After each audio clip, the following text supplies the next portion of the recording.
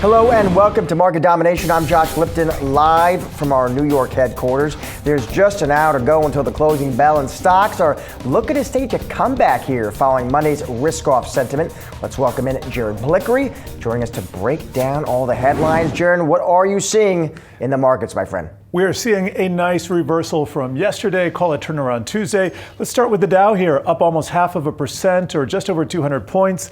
If the Dow had a heartbeat, this is probably what the electrocardiogram would look like. In other words, it's kind of this is what you expect to go into the end of December, except the volatility will be shrinking and shrinking and shrinking. We still got some action here. Here's the NASDAQ, it's up 0.75%, also a very choppy chart today. Here's the S&P 500, up about half of that. And you know I like to go to the Russell 2000 to get a gauge on the small caps. And after a nice pop here, just kind of winding down and consolidating in a tight range over the last few hours. We'll see if it breaks out into the close and which direction that signals. And just got to check in on the VIX volatility index for half a second. It's down a little bit. It's been coming steadily down since the last volatility scare a couple weeks ago.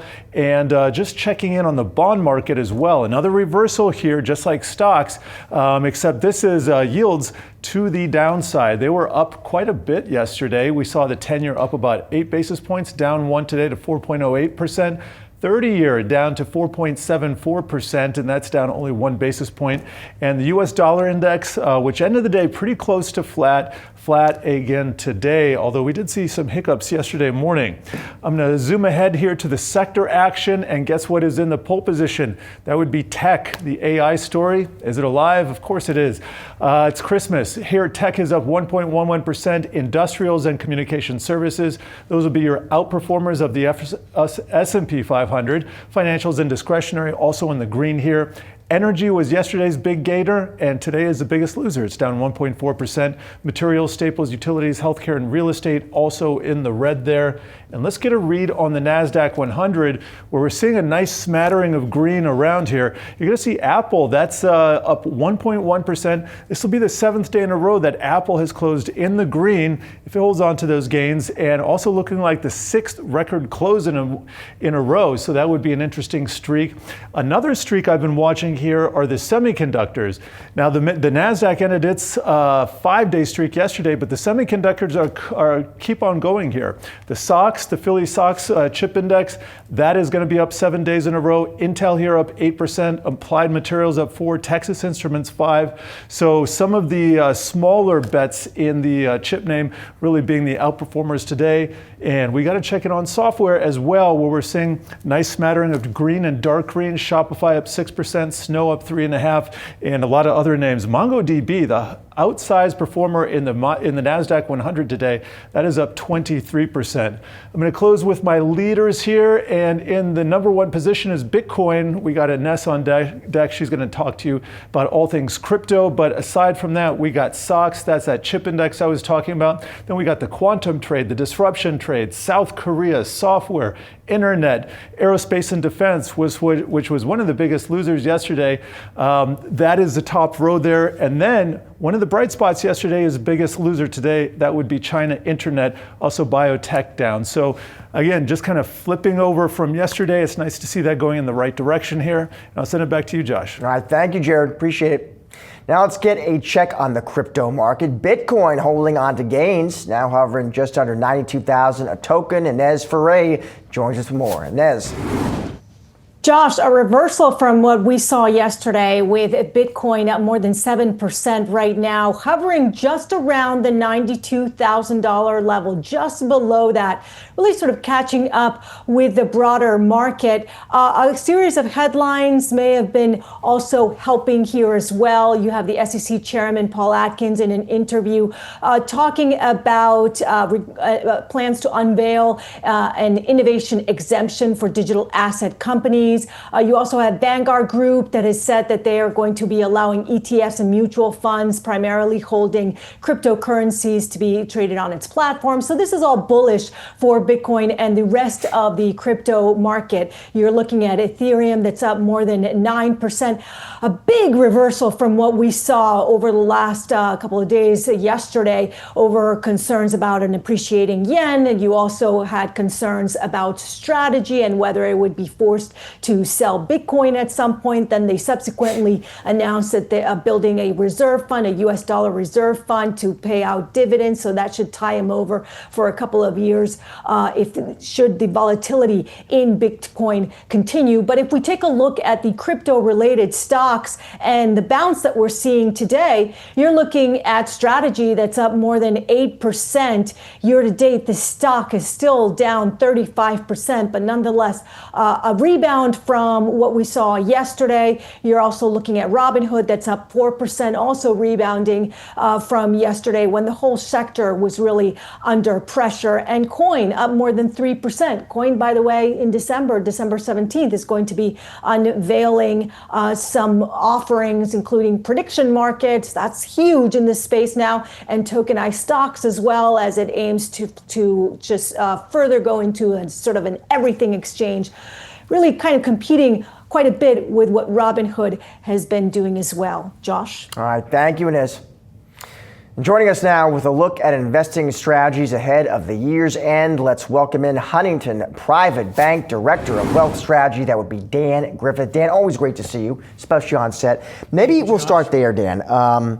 Continue this conversation on Bitcoin. Just curious, get your view on Bitcoin and how you think about, Dan, that relationship between Bitcoin and the equity market. I asked if I've had some strategists on the show, and they're not crypto guys, they're equity guys, but they're watching Bitcoin closely.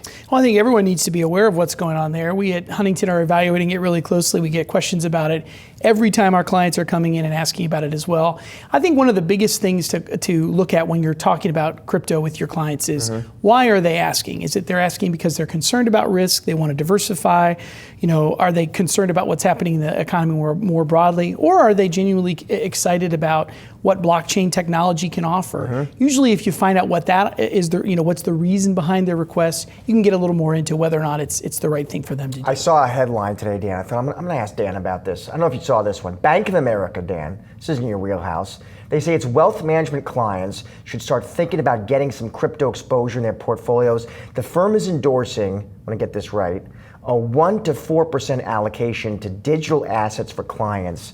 You see a headline like that. What do you make of that? Is that smart guidance? I think it's good to consider diversification in all of its forms, and crypto is one of those areas to think about. Again, I think you need to make sure that you're going into it in the right way. Just because somebody talks about a sector doesn't mean that the particular instrument that you're involved in is the safest one. So that's the first question is, does it make sense? But the second place is, if you're going to jump in, are you jumping into something safe? With crypto, one of the real concerns is that there's a legitimate risk of loss if you don't do it the right way. And so you got to make sure that you're in things that are safe, products that have some sophistication to them. More broadly, I like this, what you call the duality of how people feel and what they're experiencing, Dan. Walk me through that. What do you mean? I think as we talk to a lot of business owners these days, many of them are experiencing two different things that are very, very at contrast with each other. The first is they're having a lot of concern relative to the headlines that they're reading. They look at what's going on in the markets, they talk to other people around them, and they say, I'm really worried about the economy. And I think everybody is experiencing that to some degree. Worry is a real thing. But then if you look at what's actually happening, if you ask a business owner, how is business? Many of them are experiencing really good things. Many middle-class Americans are experiencing balance sheets that look really good. The problem is the duality of that means people, they are experiencing positive things, but they don't necessarily translate that into optimism for the future. And that's a concern, I think, as we move into 2026. Well, you noted here, speaking of looking ahead, you said the consumer spending has driven a solid 2025. But then it sounded like, Dan, you were sort of offering kind of a bit of a warning sign there about who exactly is doing all the spending? We're concerned about 2026, I think, is going to largely look one way or the other, depending on which headwinds and which tailwinds come into play.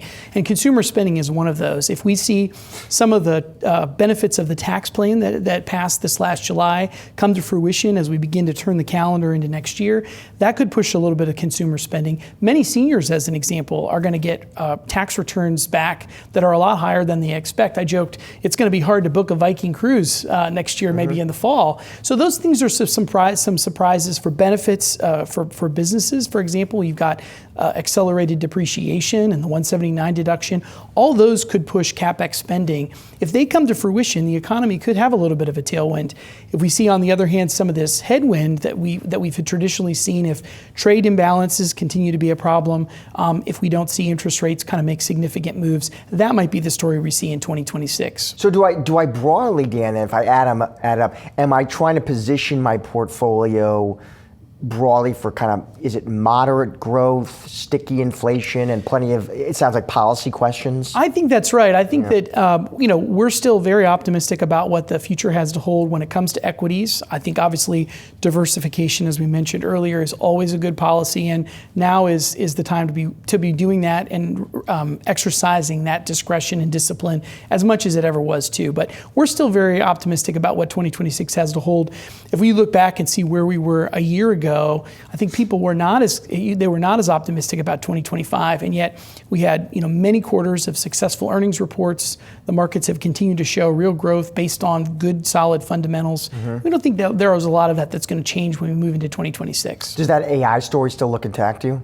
I think so. I mean, everybody is asking the question, how is AI going to make a difference in my life and as a result, the lives of my businesses? And I think some of those efficiencies are going to come to fruition. We're spending a lot of money as a society creating the infrastructure. That investment probably is going to lead to something one way or the other. I want to end here quickly. Dan, Huntington added 4 new stocks recently. Yep. Got Walmart, got CrowdStrike earnings on deck after the bell. We'll cover it. SLB and Corning. Are there certain common themes and trends kind of tying those names together, Dan? What are you screening for? You mentioned AI as an example, and I think for 2 of those plays in particular, that AI is going to be an important one. Corning is a huge AI play. Many people don't appreciate this, but Corning is very closely tied to the AI data center development area. So for a lot of our clients who are asking, how do I get involved in investing in AI data center development, Corning is a good example of that. They obviously also have a huge contract with Apple to develop a lot of their stuff too. Walmart's another good example. They've done a huge amount of investment in their logistical and AI technology, gathering information on the consumer and then being able to translate that into better results overall. So I think those are 2 examples of where AI is starting to show some fruition and has a higher likelihood as we move forward. Dan, always a pleasure to see you, sir. Always glad to be here. Thanks for having me. Well, the founder of Dell Technologies is embracing the season of giving. Michael Dell is set to gift billions of dollars to supplement new savings accounts for young children. And Yahoo Finance's Washington correspondent Ben Worschel joins us now with the details. Ben. Yeah, Josh, so this is a $6.25 billion gift from Michael Dell. He's actually formally announcing it at the White House right now as we're talking. It's from Michael Dell and his wife. The money here will go to the U.S. Treasury, which will then be distributed in $250 increments into about 25 million of these Trump accounts. This is alongside money that was allocated by Congress to give $1,000 to newborn children. This money will go to children 10 and under, so kind of expanding the pool of kids able to access these accounts. These accounts are intended to you set it up at birth. Your parents or your employer can contribute up to $5,000 annually, and then you access it after age 18 to kind of give you a jump start on things like education and buying a new home. What we're also seeing today from this White House event, but also throughout the day, is kind of a real push to get more folks involved, more philanthropy, more billionaires giving to it, but also getting companies involved in this too. So we're seeing a big push in that way. One interesting voice on that side is Cory Booker, this Democratic senator from New Jersey. He's not at the event, I don't think, but Ted Cruz is another senator. They co-wrote a letter to the Fortune 1000 CEOs saying you need to sort of get involved in this. They essentially clearly a push here to make this a benefit for employees. Alongside your 401k, the companies can give up to $2,500. So that there's an effort to make that part of your benefit going forward, even as there is skepticism about how involved parents will be able to be in this, given some kind of limited tax advantages you get from contributing your own money towards this account. All right, thank you, Ben. Sure thing. Coming up, we take a look at the latest sales data from the biggest automakers. That's next on Market Domination.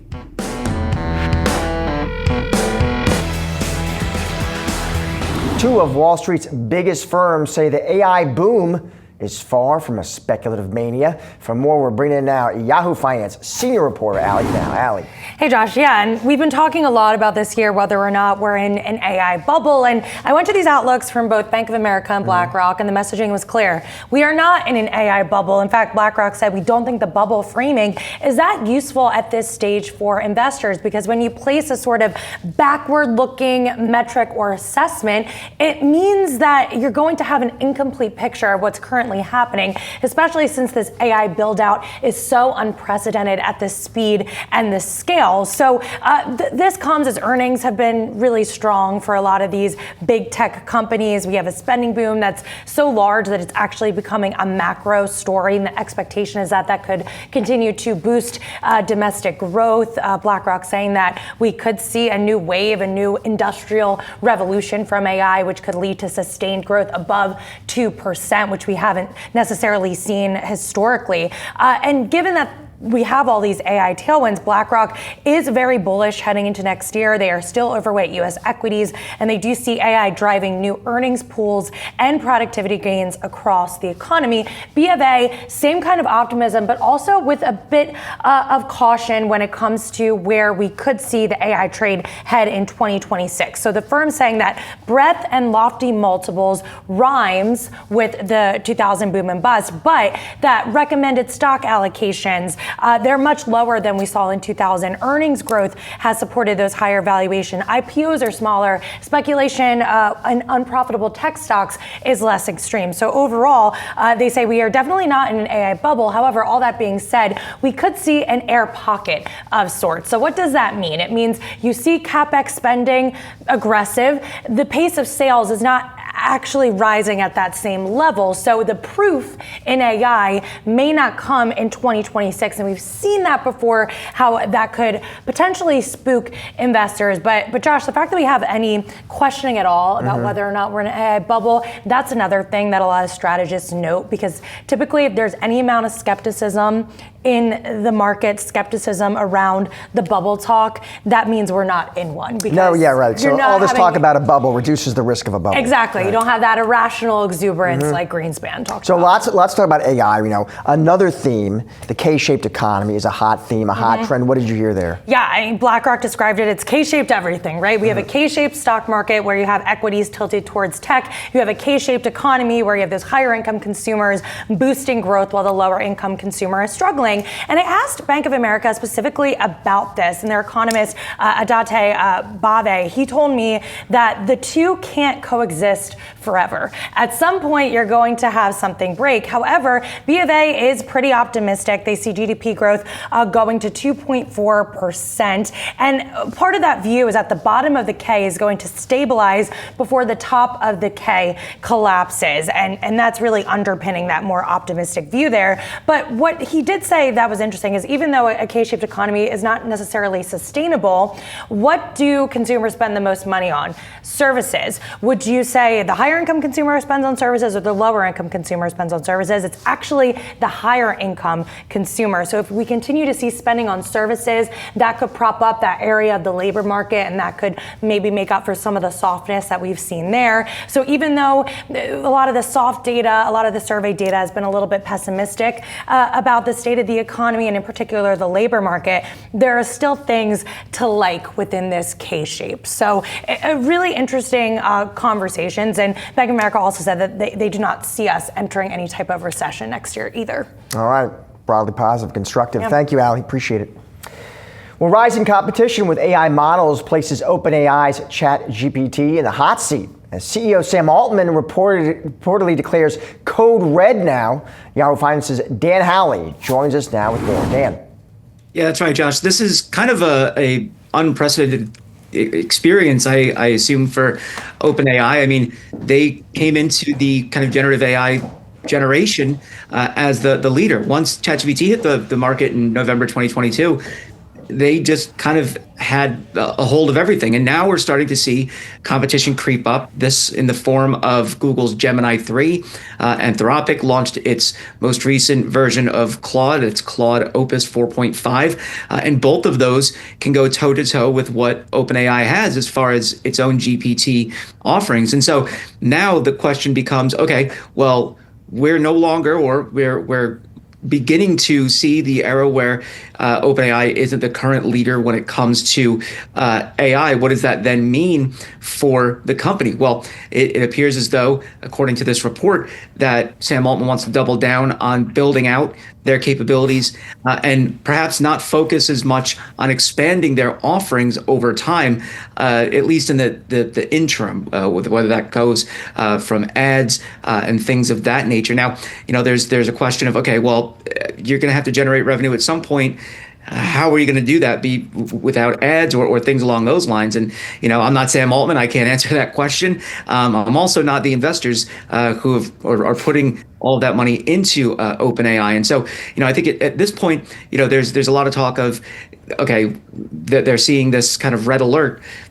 But to be fair as well, we've seen these kind of cycles come and go with the AI companies where, OpenAI does well. Okay, well then Google comes and does well, and then Anthropic comes and does well, and then Meta comes and does well, and kind of on and on and on. And so it's as though we're just going to continue to see this kind of cycle. I think right now it's just that Google has managed to catch up after being seen as kind of an also-ran when ChatGPT launched, despite the fact that they helped develop the transformer technology that underpins all of this. There was a few different AI headlines today. So we're talking here about Sam Altman going code red, and then we saw other headlines: Apple shaking up its AI ranks, Amazon unveiling the new chips. When you saw all these headlines, Dan, I mean, does it all sort of signal to you possibly anything, if at all, about maybe this new phase of the broader AI race? It could be that it's just, we're in a maturing portion of that. When everyone was kind of coming out with their models, it was, so exciting, and it's still exciting. Yeah. But, we've since seen a number of models come and then be replaced by newer models. And so I think, that's kind of not exactly the fun part of it anymore. Especially if you're OpenAI and you're looking at Gemini 3 or you're looking at Claude Opus. But, I do think it just shows that this market is not necessarily maturing as, something like the smartphone market, but maturing in a sense where people are paying more attention to the more common minutia of it, rather than just saying, wow, look at this cool AI thing. It's okay. So, we've talked about how you're going to make money. Now you're trying to optimize. Now we're talking about more chips. So it's becoming more of a broader discussion rather than just the gee whiz.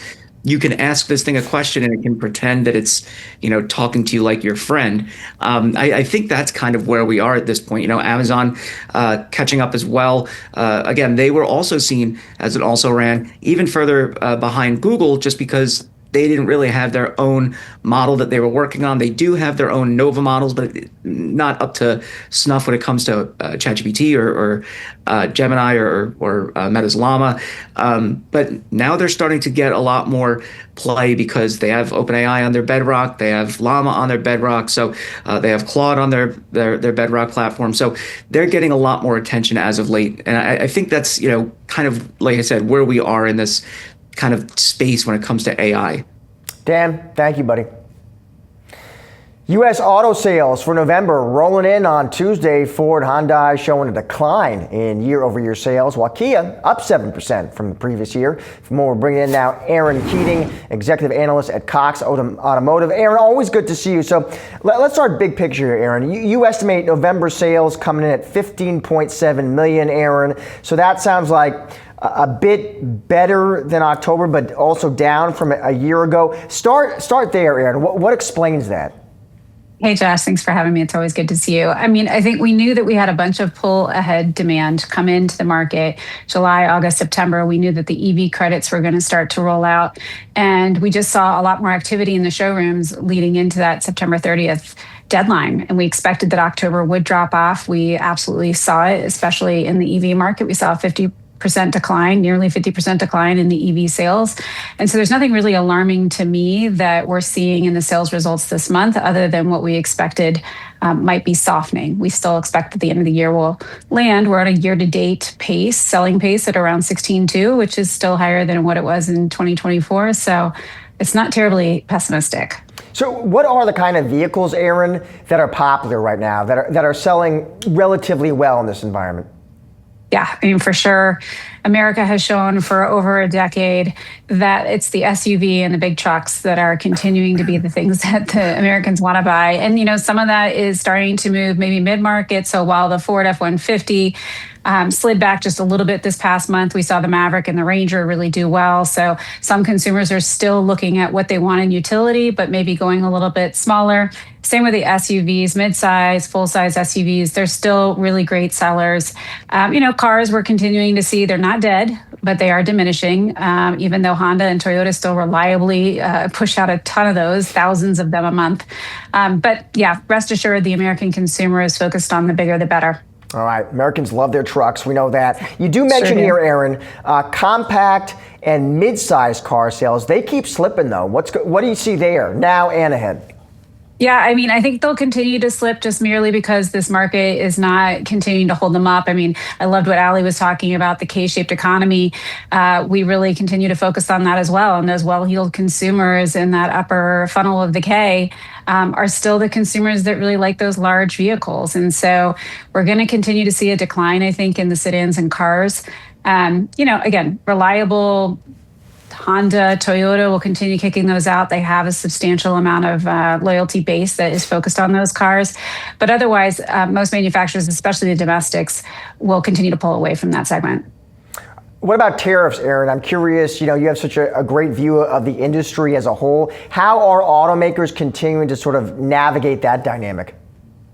It's still a complicated picture. I think a lot of people almost forgot that they existed because we really just weren't seeing the price increases that we expected. Right now, we're sitting at about 4% year over year price increase.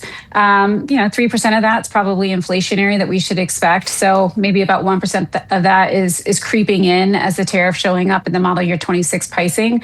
But for the most part, a lot of the manufacturers are feeling not on firm ground, but I'd say on relatively firm sand, if you will. I mean, a lot of the numbers have come out. They know what their effective tariff rate is for most countries. The big wild card for 26 is going to be the USMCA negotiations, which have not been completed and will have a massive impact on the North American automotive industry if anything should really shift in a wrong direction there. But otherwise, we've seen the tariff impact be fairly muted. We're seeing it show up in destination and handling fees. There will be some shrinkflation, if you will. So, selling the same identical trims, but with less, content within the cars so that they can hold price without maybe having to offer as much to the consumer.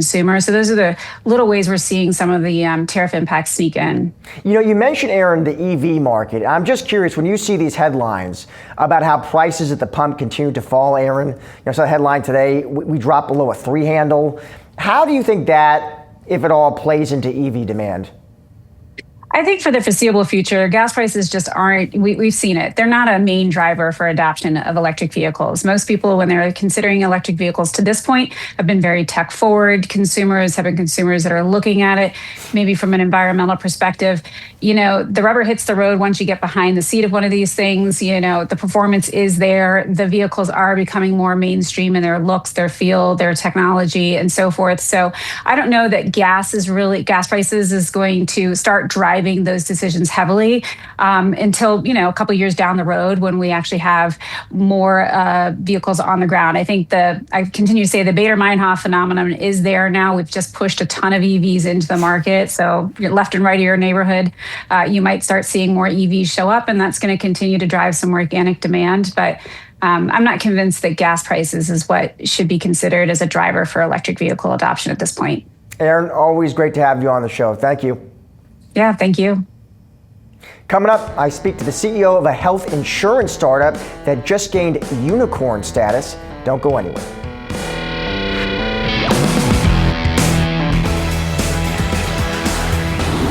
Securities and Exchange Commission Chair Paul Atkins looking to make it easier for companies to go public. And senior reporter David Hollerith is here with more. David. Hey, Josh. So the new chair, the Trump appointee, Paul Atkins, has been talking about wanting to make it easier for companies to go public. Make IPOs great again. Yeah, for some time now. And today he was at the New York Stock Exchange, and shortly after ringing the opening bell, he kind of gave a few more details. And today he specifically talked about shrinking the amount of public disclosures that companies need to give out. Now, broadly, it's not clear what that means other than to focus more on material financial information. So to us, it sounds like having companies not required to file as much ESG-related topics, but also specifically, he focused on smaller companies and talking about a scaled approach to public disclosures. Now, this could mean for newer and smaller companies that are public of a certain size, they would have less kind of reporting requirements. And we don't know quite what that means yet, but it could be fairly significant. And the whole goal here is to reduce the regulatory costs to make it easier to go public. We don't know how effective that's going to be at this point, but this is kind of one part of the three-leg stool to make IPOs great again. And that's what the chair had to say today about it. Part of this is also a little bit delayed given the government shutdown, which has kind of put the SEC's timeline for what they've been wanting to accomplish a little bit further into 2026. What about this hot talk also, David, of the SEC, so changing rules, allow companies to only report twice per year? What's the story there? Yeah, that's an interesting one. I've spoken to a source today who's sort of said that idea is being fast-tracked, and that a lot of corporate attorneys who represent companies are kind of preparing for that reality.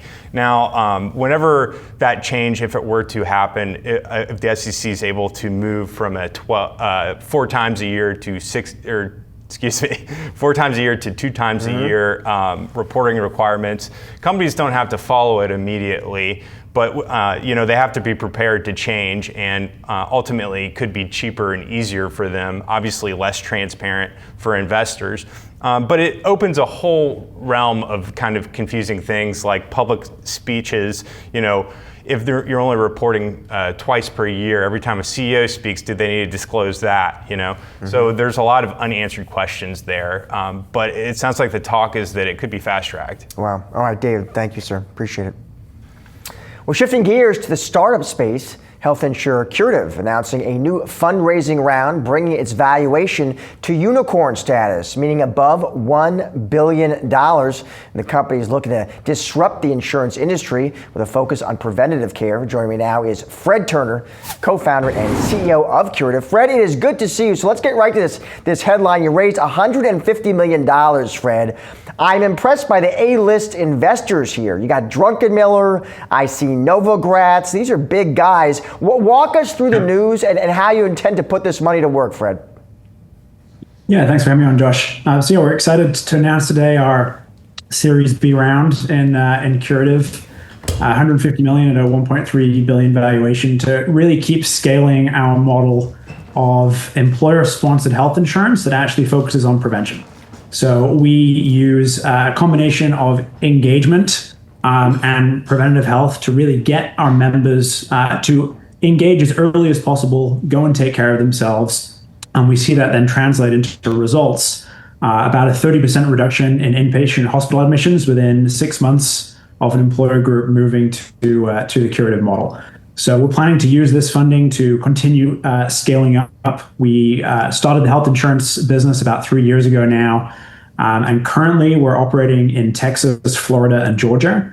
And we're planning to use this funding to scale up nationally. So we'll be starting first in Maryland and DC, but looking to launch in Indiana, Ohio, and hopefully New York. And then over the next couple of years, roll this out nationally.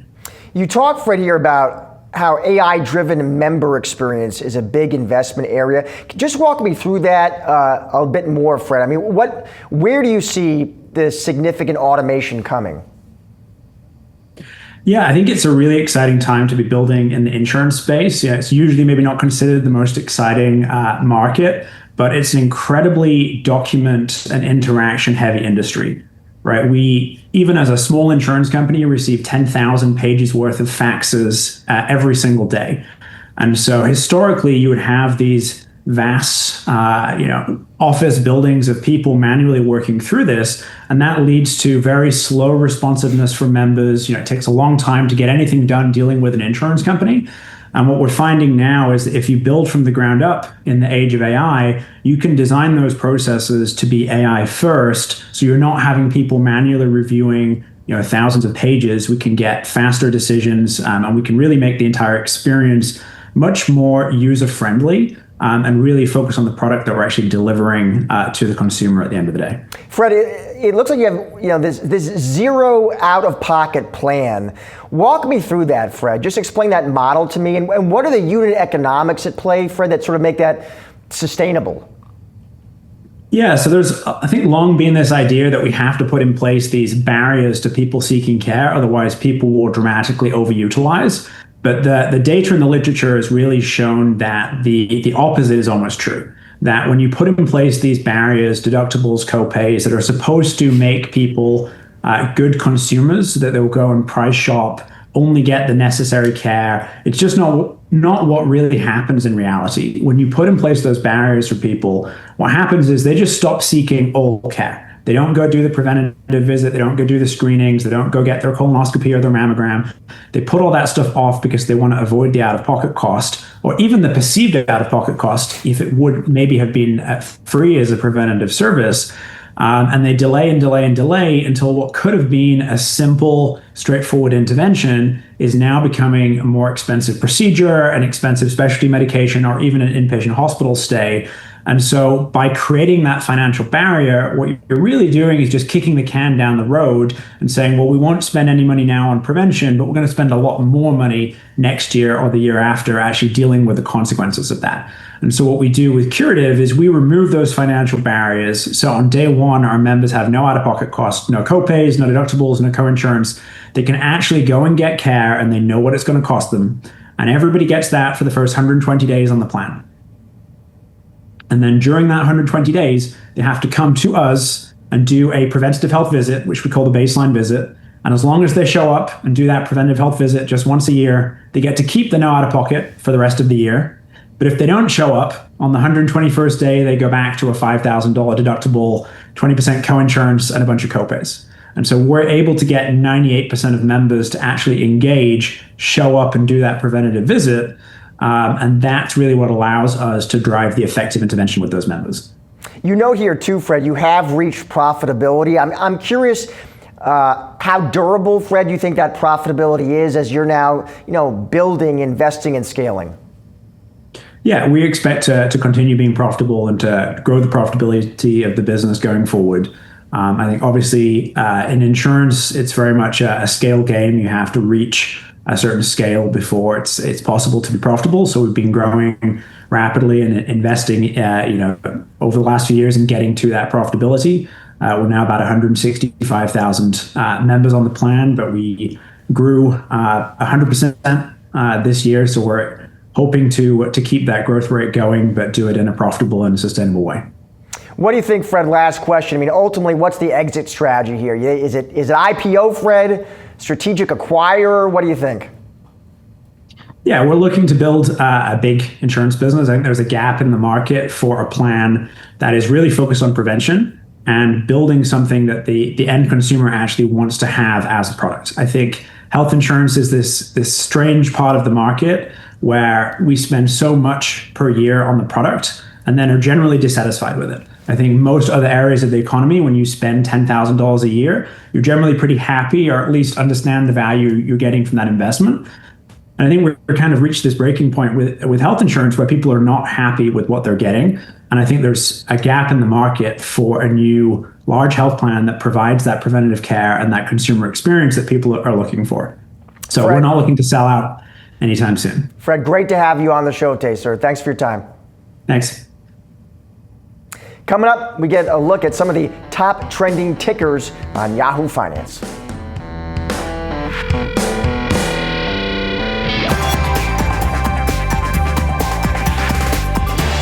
Now time for some of today's trending tickers. Beta Technologies, Warner Brothers Discovery, and Estee Lauder. Starting with Beta Technologies here, securing a $1 billion 10-year deal with Eve Air Mobility for Eve to be buying motors from Beta. Beta shares jumping on the news. The stock is down to over 16% since debuted on the New York Stock Exchange just last month, as eVTOL companies await FAA approval and potential government contracts. Next, Warner Brothers Discovery trading at a 52-week high as the company fields bids from its biggest media rivals. Paramount, Skydance, Netflix, and Comcast have all put in their second round of offers. Netflix submitting a mostly cash bid for WBD's entertainment and streaming business. It's according to the Wall Street Journal. Comcast also just interested in parts of the company, namely the studios and streaming service. Meanwhile, PSKY is going for the whole thing with an offer backed by 3 Middle Eastern wealth funds. That's according to Variety. Finally, beauty company Estee Lauder, they have created an AI scent advisor to make suggestions to online shoppers. The AI tool is powered by Google's Gemini models. Estee Lauder reporting that those who used the tool had double the purchase rate of those who didn't use it. Well, Strategy has established a $1.44 billion cash reserve to cover its dividend for 21 months. Company's CEO Phong Le joined Market Catalyst to discuss this decision, their Bitcoin buying strategy, and more. We have a Bitcoin reserve for the purpose of the long term of the business. And now we've built a US dollar reserve for the purpose of the short term of the business. We don't want to be in a position to sell Bitcoin, but below 1x MNAV, it doesn't make sense for us to issue equity to pay off our dividends.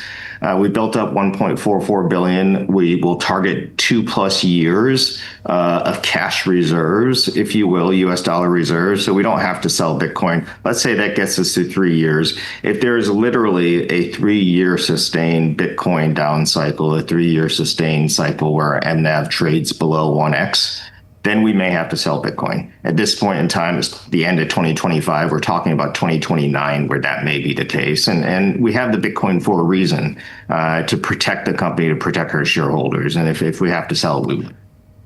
And the cash that you all put into this reserve, this $1.4 billion reserve, is the cash that you have raised from selling shares, correct? That's correct. It's from selling equity at a premium to MNAV, which by definition is accretive to our shareholders. And of course, you have now embarked on a more recent strategy where you have been issuing various types of preferred shares and getting cash from that. They're sort of more credit-like instruments. We've talked to Executive Chairman Michael Saylor about that. What is sort of your capital raising plan for the rest of this year and going into 2026 when it comes to selling either the common equity or more types of this preferred equity? Yeah, our preference is to increase our amplification by selling more preferred equity. We really just started this in January this year, and the idea of a perpetual preferred to buy Bitcoin is a pretty novel idea. Look, it's as novel as in 2020 when we said we were going to become the first Bitcoin treasury company. It took, I would say, about a year for people to understand what we were doing. Then we layered debt on top of that, and we became a Bitcoin treasury company that leveraged ourselves. And that took people a year, 18, 24 months to figure that out. And now we're issuing perpetual preferred, which we think is superior for a variety of reasons to traditional debt, to convertible debt. It's going to take 18, 24 months for the market to figure this out. But it's not just the market understanding what MSTR is doing. It's the market understanding that a perpetual preferred instrument that pays 10 and now three quarters a point, that's STRC, is better than other alternative things that you might be able to invest in. So it's going to take a while to season the market. It could be a year, 2 years, 3 years. At that point in time, I think we'll be able to really grow a lot of capital through our perpetual preferreds. The big challenge people had with them was how we're going to pay the dividends in the short term if we see volatility in Bitcoin, volatility in MSTR. Now we've created this US dollar reserve to address that challenge. I'm also curious when it comes to your Bitcoin buying strategy. You guys have pretty consistently bought that Bitcoin, and it seemed pretty price agnostic. Is there any thought of going forward? I mean, listen, everybody says it's tough to time the market. I get it. But like, buying lower is better than buying higher as a general rule of thumb. So is there any sort of plan going forward to try to maybe not buy more on the higher side and more buy? I mean, I think that your average cost to purchase at this point is above where the price of Bitcoin is right now, if I'm not mistaken. Yeah, I split buyers into sophisticated buyers into two categories. You have investors and you have traders. Traders are PhDs working at hedge funds who have, large desks with 4 screens in front of them, and they're making decisions at the millisecond level of when to buy and sell Bitcoin or buy and sell equities or derivatives, et cetera. That's not us. We're investors. And when you see an asset class like Bitcoin and you believe in it, you just buy it when you're able to raise capital to buy it. And that's our strategy, right? We are not Bitcoin traders, we're Bitcoin investors, and that's the distinction there. I'm pretty sure that if I tried to become a Bitcoin trader, I would lose to more sophisticated Bitcoin traders. So we just buy when we have excess capital or when we're able to raise capital. So Fang, as we talked about, Bitcoin is going up today, right? It's been on this downswing recently. But when you do sort of scenario preparation, simulation, what have you, and you think about Bitcoin going to 80,000 or even going to 60,000 or even going to 40,000 or lower, what would these various levels mean for your ability to pay that dividend? I think there's two things. There's Bitcoin price, and then there's this price of our equity, which drives MNAV, right? And we've seen this in previous scenarios where Bitcoin price goes down, has a massive drawdown, but our MNAV is still above 1. And so it's accretive to our shareholders to issue equity, to pay dividends, to buy Bitcoin.